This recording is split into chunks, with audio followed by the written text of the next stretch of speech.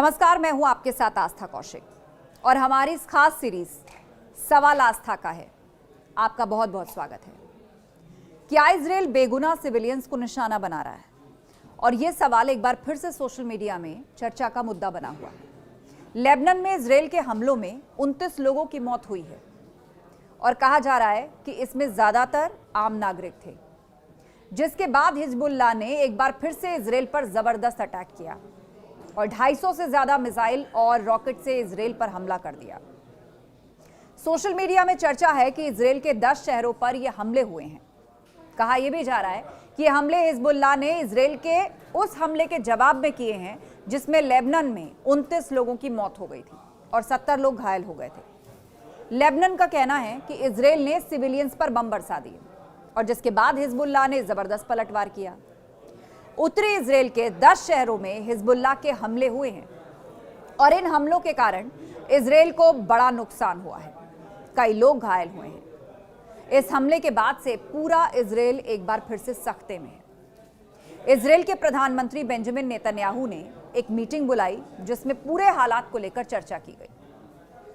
दरअसल नेतन्याहू इसलिए परेशान है क्योंकि इजराइल का डिफेंस सिस्टम फेल होता दिखाई दे रहा है। चाहे आयरन डोम हो, डेविड स्लिंग हो या फिर थाड, कोई हिजबुल्लाह के रॉकेट और मिसाइल्स को नहीं रोक पा रहा।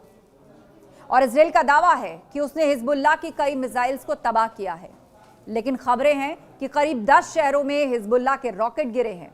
गलीली, किरियात शिमोना, नहारिया, हाइफा, तेल अवीव, अशदोद, इलात, ये वो इलाके हैं जहां नुकसान की खबरें आ रही हैं। और ऐसे आरोप गाजा को लेकर भी लगे हैं कि सोशल मीडिया पर चर्चा है कि गाजा में इजराइल के हमलों में हजारों बच्चे और महिलाओं की जान चली गई है। यही वजह है कि इजराइल को नीदरलैंड्स के हेग में 2 कानूनी कार्रवाई का सामना करना पड़ रहा है। एक मामला आईसीसी यानी कि इंटरनेशनल क्रिमिनल कोर्ट में है, जिसमें इजरायली प्रधानमंत्री बेंजामिन नेतन्याहू के खिलाफ गिरफ्तारी वारंट जारी हुआ है। दूसरा इजराइल पर आईसीजे यानी कि इंटरनेशनल कोर्ट ऑफ जस्टिस में गाजा युद्ध में 1948 नरसंहार कन्वेंशन के उल्लंघन का भी आरोप लगा है, जिसके कारण नेतन्याहू के खिलाफ सख्त एक्शन की मांग हो रही है। ऐसे में सवाल जोर पकड़ने लगा है कि क्या इजराइल के हमलों में आम नागरिकों की मौत हो रही है? अपनी राय दीजिए और कमेंट करके जरूर बताइए।